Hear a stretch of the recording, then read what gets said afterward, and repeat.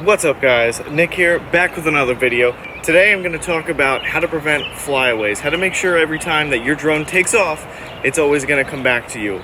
Personally, I do a lot of long distance flying in a fairly high Wi-Fi interference environment, so I'm going to walk you through all of the steps that I take pre-flight to make sure that my drone always comes back to me. Alright, so the first and the most important step to take is to always check the wind. There's a great app that I use called UAV Forcast that you can use to actually check the wind speed not only at ground level but at different altitudes.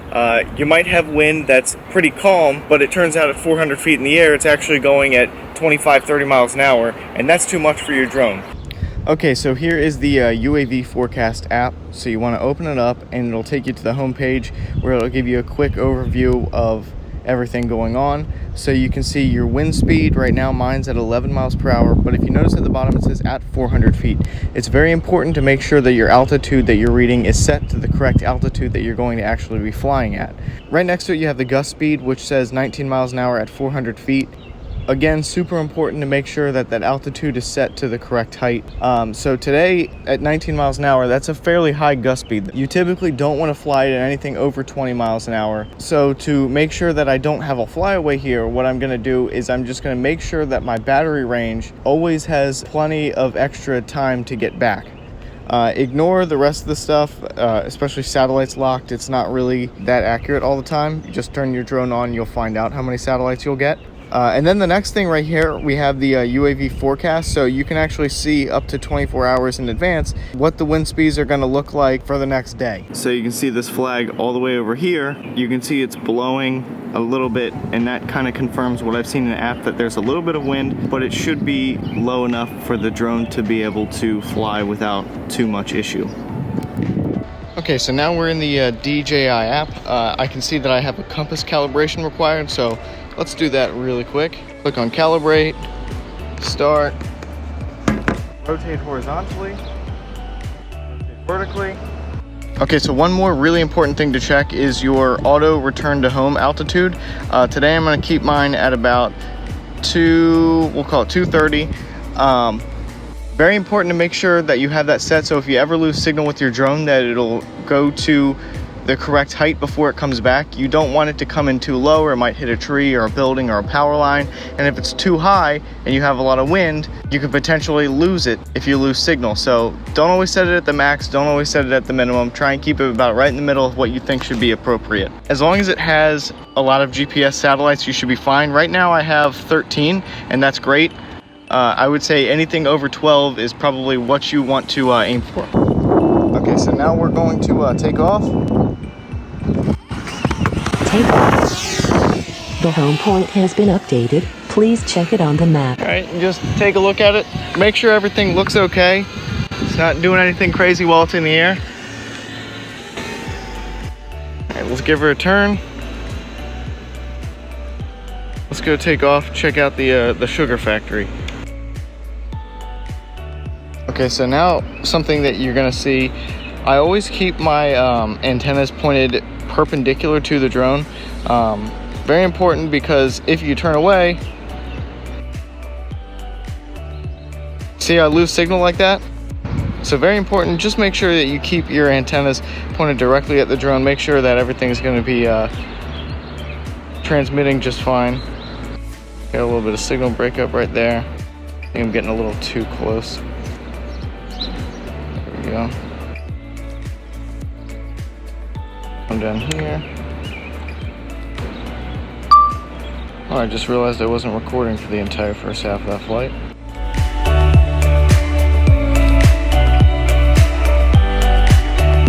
Alright, so you can see that I'm kind of low right now, and I'm starting to get some signal problems.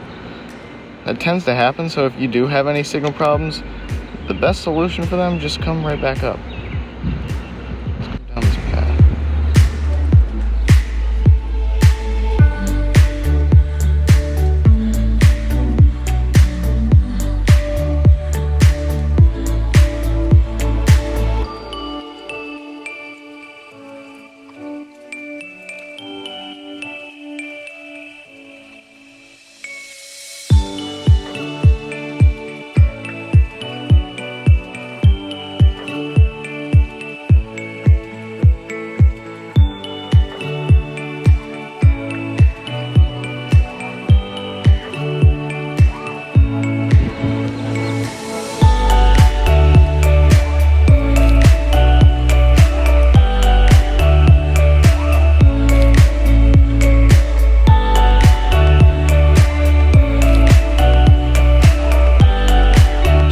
check out this boat right here. Doesn't look like they're offloading anything right now. Sometimes you can see that's pretty cool to take a look at.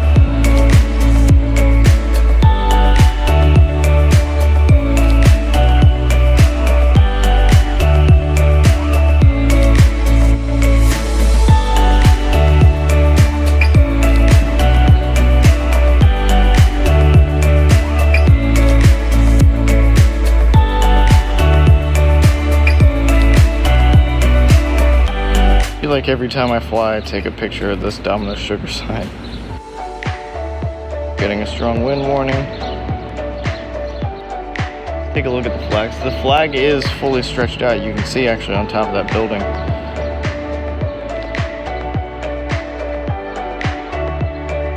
That's the same flag that I was looking at earlier. Alright, so we're getting a little lower on battery, down to 46%. Generally, this is about where I will bring my drone back just to make sure I don't have any issues.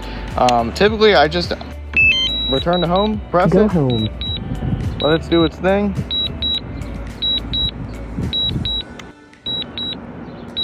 It's already above the max altitude that I had it set to. Let me just cancel it real quick. You can cancel it.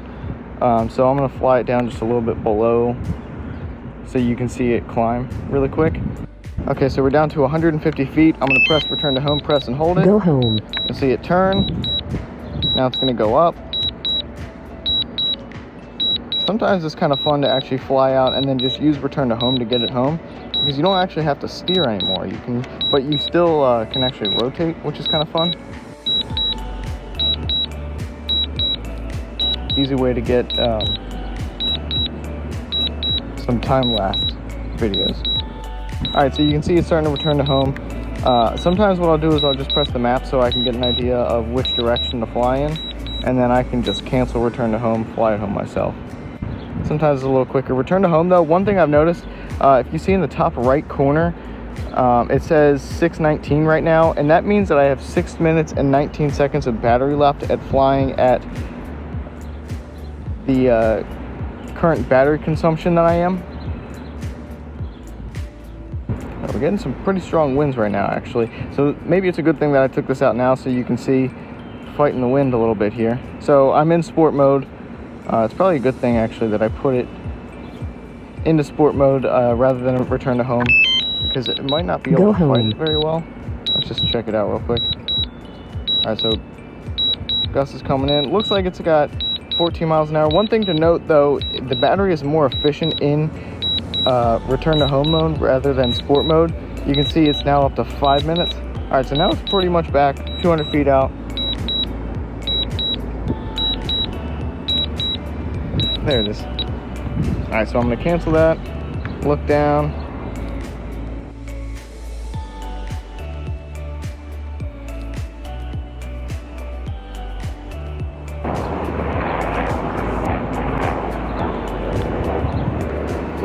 You do have to point your antennas directly up, otherwise you get a dead zone actually directly over top. Alright, a lot of times I'll just land it, I'll put it in cine smooth mode. We have a decent gust going on right now. So you can see this is how it's doing with the wind. Not too bad. Sorry, I got a giant helicopter. I don't know if that is, see it way off in the distance.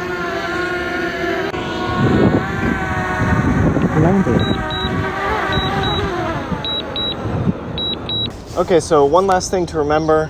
I forgot to cover it while I was out there. If you do start to run into wind issues, the best thing to do is to get lower rather than to get higher. Like I said earlier, the wind is obviously higher at altitude. So if you get higher and you have wind problems, it's only going to make the problem worse. And last thing, if you ever have some really serious problems and you really can't get it back, the best thing to do really then is to just find a safe landing place and just put it down somewhere that you can go find, you can go drive out to and find. There is a Find My Drone feature that, as long as the drone has GPS signal, it should give you an idea of the location that it was lost at. Alright guys, that's going to be the video. I'm going to put a link in the description down below for the UAV Forcast app. Make sure you download it, make sure you use it before every flight. See you later.